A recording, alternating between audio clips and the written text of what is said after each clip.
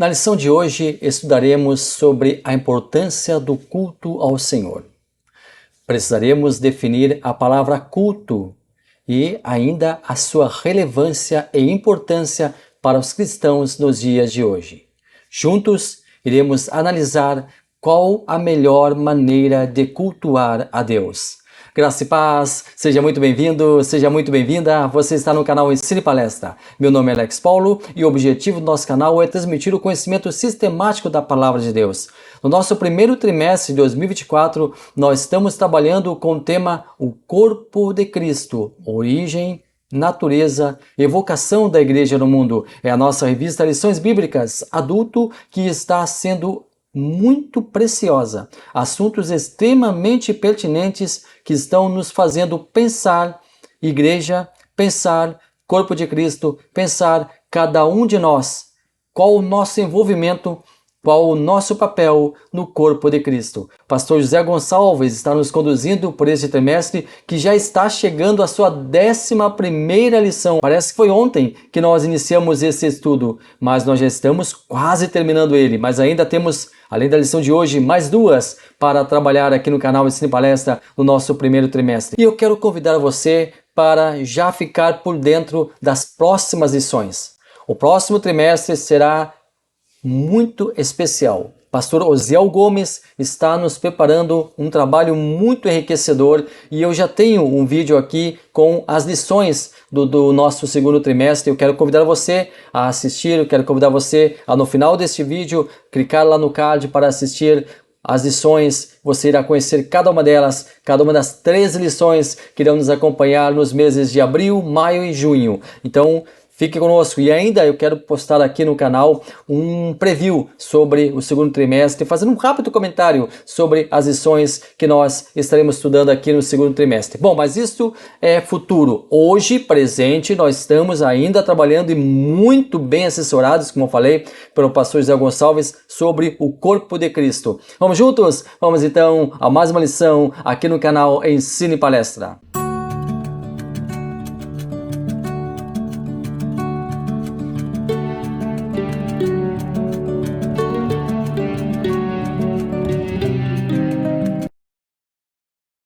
Lição número 11, o culto da igreja cristã. Na sua revista você já está aí com a verdade prática, na sua revista também tem o texto áureo e é por ele que nós iremos começar. Que fareis, pois, irmãos?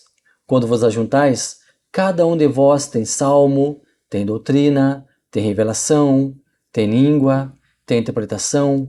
Faça-se tudo para edificação. Está na primeira carta de Paulo aos Coríntios, capítulo 14, versículo 26. A nossa verdade prática, o tema do nosso trabalho de hoje, o culto, é uma sublime forma de nos expressarmos em adoração, louvor, gratidão e total rendição a Deus. Você também já está com a sua revista aí aberta, tenho certeza, e já está conferindo a leitura bíblica em classe. Se você não está com ela em mãos, você pode ver na tela. Ela está na carta de Paulo aos Efésios, capítulo 5, versículo 15 ao 21. Eu vou ler o primeiro e o último versículo. Portanto, vede prudentemente como andais, não como nécios, mas como sábios, sujeitando-vos uns aos outros no temor de Deus. Esta, então, é a nossa leitura e ela é fundamental para você fazer em sala de aula. Esta leitura, ela é o basilar, é o pano de fundo para o trabalho e é muito importante que você leia, professor, coordenador, com os seus alunos. Vamos então ao nosso primeiro tópico, a natureza do culto. 3 subtópicos. O culto como serviço a Deus. O culto deve ser solene. O culto é santo. Em primeiro lugar, nós precisamos definir a palavra culto, para a partir de então estudarmos com maior profundidade esse tão importante tema. Vamos em primeiro lugar definir a palavra culto e vamos usar o dicionário Preoberant da língua portuguesa. Nome masculino, forma pela qual se presta homenagem a uma divindade ou a uma entidade muito respeitada, conjunto das cerimônias religiosas. Segundo o dicionário bíblico Wycliffe, o culto é o ponto central de uma religião e, eventualmente, assume formas e símbolos que revelam mais claramente o caráter distinto da religião. Algumas formas de culto. Nós tínhamos lá no Império Romano o culto ao imperador. Os povos e tribos conquistados deveriam cultuar obrigatoriamente ao imperador. Eles poderiam até mesmo adorar seus deuses sem qualquer problema, porém, em primeiro lugar, deveriam efetuar o culto ao imperador, para então ficarem livres para qualquer outro tipo de culto às suas entidades. O culto ao imperador era para Roma, sobretudo, de uma importância política. O império buscava a paz, através do pagamento de impostos e da submissão dos povos conquistados. Essa liberdade concedida por Roma para que os povos conquistados pudessem ter uma religião, desde que adorassem em primeiro lugar o imperador, também auxiliou na propagação do cristianismo. Roma permitia a adoração a qualquer deus, desde que o culto ao imperador estivesse no topo, estivesse no primeiro degrau, estivesse no topo hierárquico dos povos conquistados. E esse culto ao imperador, na verdade, estava cultivando uma submissão ao império, pois adorando o imperador, as pessoas estavam aceitando tudo o que era imposto por Roma. Todo aquele que se recusasse a adorar o imperador era considerado um inimigo do Estado. Claro que, quanto aos judeus, Roma foi obrigada a assumir uma posição diferente, porque os judeus não aceitavam de maneira nenhuma, sob nenhuma hipótese, o culto a outro Deus, a não ser o seu único Deus. Tanto é que Pilatos, uma certa vez, ele promoveu algo muito interessante e ficou marcado na história. Até então, ali na Palestina, não entravam os escudos, estandartes, gravuras de imperadores, porque havia um respeito pela religião judaica. Mas Pilatos resolveu quebrar essa regra e permitiu que ali entrassem escudos, cavaleiros com estandartes, dignificando o imperador, homenageando o império. Imediatamente, os judeus foram para a rua e se jogaram no chão. Se jogaram no chão e colocaram o pescoço em riste, como se dissessem assim: pode arrancar o nosso pescoço, nós não aceitaremos adoração a outro Deus, nós não aceitaremos que no nosso território tenham aqui esses símbolos do império. Imediatamente, Pilatos ordenou um recuo das tropas para que não houvesse ali uma carnificina. Culto a divindades. Adoração a divindades era realizada por inúmeros povos, dentre os quais o próprio povo judeu. As divindades eram reverenciadas e cultuadas pelos povos pagãos. Interessante que somente se adora, somente se venera a quem se respeita. Somente se cultua aquele porque se tem um temor, um respeito, uma veneração. Muitos povos adoravam supostos deuses, mas por medo. Medo que eles se irassem caso não recebessem adoração e castigassem o povo. Então os rituais eram feitos sob o medo, o pavor. Por exemplo, o povo grego, quando Paulo esteve em Atenas, ali tinha vários altares para vários deuses, várias divindades, e aí colocaram um altar para o Deus desconhecido, para que, se caso houvesse um Deus que eles ainda não sabiam o nome, que eles ainda não conhecessem, e para que esse Deus desconhecido não castigasse eles, então eles fizeram um altar a esse Deus desconhecido. Muitos dizem que esse altar foi feito para o próprio Deus judeu, dos judeus, porque eles sabiam, os gregos sabiam que o povo judeu tinha um Deus e também queriam contemplar esse Deus com um altar, só que como o judeu não adorava imagens, não sabia qual era a imagem desse Deus, fizeram então um altar ao Deus desconhecido. Existem então essas duas vertentes sobre o altar ao Deus desconhecido, mas o certo é que eles queriam agradar a todos os deuses. Mas o povo judeu também adorava, não divindades, mas a divindade, a única divindade, Deus, Jeová. Porém, Jeová nunca amedrontou ninguém. Deus sempre esperou ser adorado pelo seu povo, mas queria que essa adoração viesse sob a forma de respeito, amor, consideração. Deus sempre quis adoração, mas teria que ser uma adoração sincera, uma entrega sincera. Vamos unir agora os dois tópicos seguintes, porque eles se complementam e nós queremos fazer uma análise conjunta deles. Então nós vamos unir o tópico 2, o propósito do culto, glorificar a Deus, quando não se cultua a Deus, edificar a igreja, e o tópico 3, a liturgia do culto, a exposição da Bíblia, a adoração entusiástica, o lugar de adoração no culto pentecostal. Nós temos vários tipos de cultos. Nós temos o culto carismático, que é o culto emocional, o culto de gestos, o culto de cânticos. Depois nós temos o culto didático e pedagógico, que é um culto racional, é o ensino da palavra de Deus, é o estudo das Sagradas Escrituras, esse é o culto didático. Nós temos também o culto eucarístico, o culto da comunhão, o culto da ceia do Senhor. Então o culto de Santa Ceia é um culto eucarístico. E a Igreja Católica usa o termo Eucaristia para o culto de celebração da sua Santa Ceia. Nós temos o culto querugmático, do grego querugma, proclamação. É o culto de evangelismo, é o foco da reunião, a atenção aos não convertidos. Este é o mote da reunião, culto evangelístico, o culto para ganhar almas, esse é o culto querugmático. Nós temos também o culto corpo vivo, que é o culto da comunhão, o culto dos convertidos, o culto da igreja. Nós temos o culto diaconal, diácono, serviço. Lembra? Quando foram escolhidos os diáconos, era para servir as mesas, era para ajudar as viúvas, era para ajudar os necessitados. Então o culto diaconal é o culto assistencial. O foco é nos irmãos necessitados, auxílio aos necessitados, o ato de suprir as necessidades daqueles que têm pouco ou nada têm, ou estão passando problemas por dificuldades, enfim. É o culto onde se distribui uma cesta básica, é o culto onde se coloca em prática o amor, onde se coloca em prática o serviço, onde se coloca em prática o amor ágape que a igreja tem. É o culto onde se tem assistência.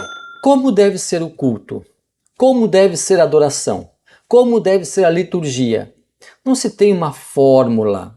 Aliás, as igrejas têm as suas fórmulas, as igrejas têm a sua maneira, as igrejas têm as suas liturgias diferenciadas entre si para cultuar a Deus.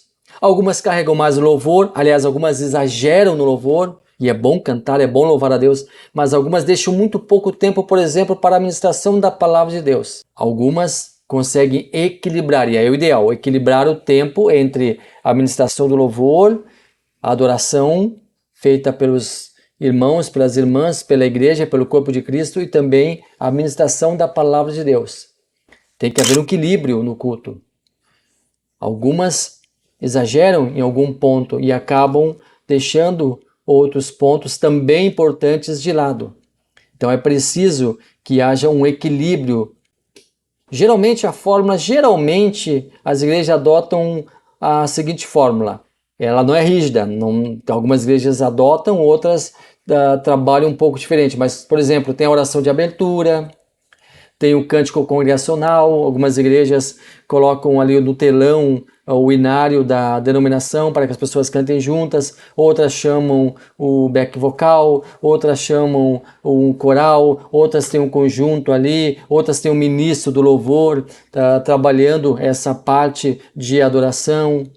Depois tem uma parte importantíssima que é a saudação aos visitantes, a apresentação daqueles que estão dando a honra da visita, dando a honra de estar de primeira, segunda vez. A leitura bíblica é imprescindível, não pode faltar. O sermão, ele é o ápice da reunião, digamos assim. Se bem que não dá para dizer, essa parte é mais importante que aquela. Não, o culto em si, todo ele, essencialmente, todo ele é importante desde o início até o final, até a bênção do pastor para que os membros possam voltar para os seus lares. Então é importante, toda a liturgia ela tem um papel fundamental. Claro, tem os anúncios, considerações finais, tem a parte da oferta, que é muito importante também, porque nós estamos adorando ao Senhor com as nossas ofertas, a devolução do dízimo. Também é importante nós sabermos que nós estamos contribuindo com a causa do Senhor, com a casa do Senhor, estamos ajudando na manutenção da obra. Nós temos uma oração de encerramento, enfim. E depois da reunião, o importante também é as pessoas se socializarem. Não saírem da reunião e já irem para casa. Não. Terminou a reunião, conversar com o irmão, com a irmã, conversar com o pastor, os membros conversarem entre si, trocar informações. Enfim, é muito bom essa socialização. Ela é imprescindível e não deve se abrir mão dela. Bom, adoração. Segundo o dicionário bíblico Wycliffe, mais uma vez nós recorremos a ele, o propósito da adoração é estabelecer ou dar expressão a um relacionamento entre criatura e divindade. A adoração é praticada prostrando-se reverencialmente, com bastante reverência, homenageando a Deus. A adoração pura expressa veneração sem fazer alguma petição e pressupõe a autorrenúncia e a entrega sacrificial a Deus. A adoração é a ocupação da alma com o próprio Deus. No Antigo Testamento, Shara, palavra hebraica, e ocorre mais de 100 vezes, significava prostrar-se, curvar-se. Traduzindo para a língua portuguesa, adoração. No Novo Testamento, proskuneo, palavra grega, ocorre 59 vezes. Significado, prostrar-se, prestar homenagem a alguém. Traduzindo para a língua portuguesa, adoração.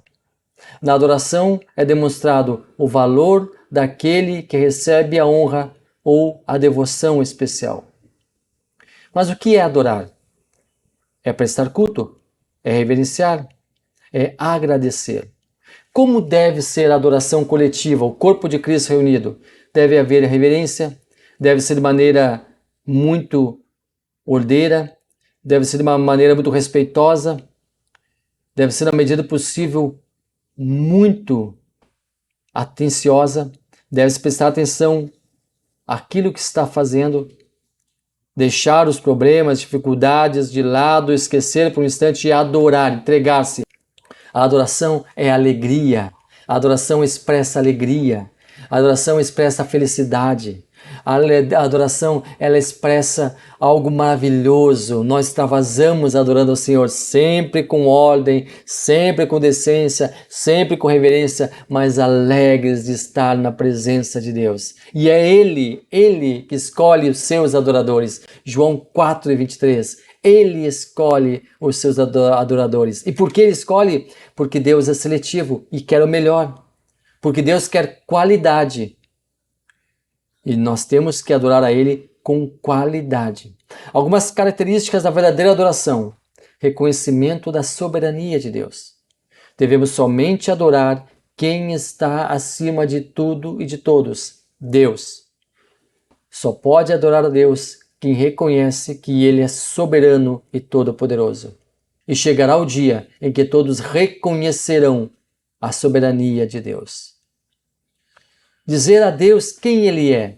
Adorar a Deus é dizer quem Ele é expressar a grandiosidade de Deus, é chegar-se a Deus conhecendo os seus nomes e seus atributos. Deus tem um nome admirável, grandioso, eterno, glorioso.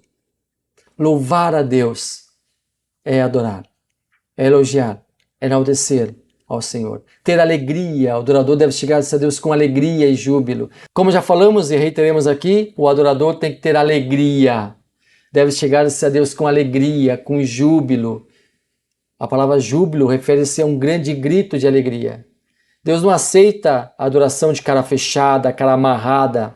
Não. Deus aceita a adoração rica, abençoada, de um adorador que se entrega, que enaltece, que exalta, que exala alegria, que mostra o seu sorriso, mostra o seu contentamento, seja com sorriso, com uma glorificação. Deus quer verdadeiros adoradores. Para finalizar, adoração é entrega. O adorador entrega. O adorador presenteia. O adorador, ele se entrega. Ele se anula momentaneamente para adorar com todas as forças, mostrar a alegria e a felicidade de confiar em um Deus maravilhoso. E esse Deus maravilhoso merece a nossa verdadeira e essencial adoração. Muito obrigado a você que esteve aqui conosco, muito obrigado a você que ficou até o final do vídeo. Deixe seu comentário, deixe seu like. Se você não é inscrito e gostou do vídeo, compartilhe ele, mas também inscreva-se no canal. Isso é muito importante para nós e nós estaremos aqui na próxima semana com mais uma aula, 12ª lição, na próxima semana aqui no canal Ensino e Palestra. Deus abençoe maravilhosamente a sua vida.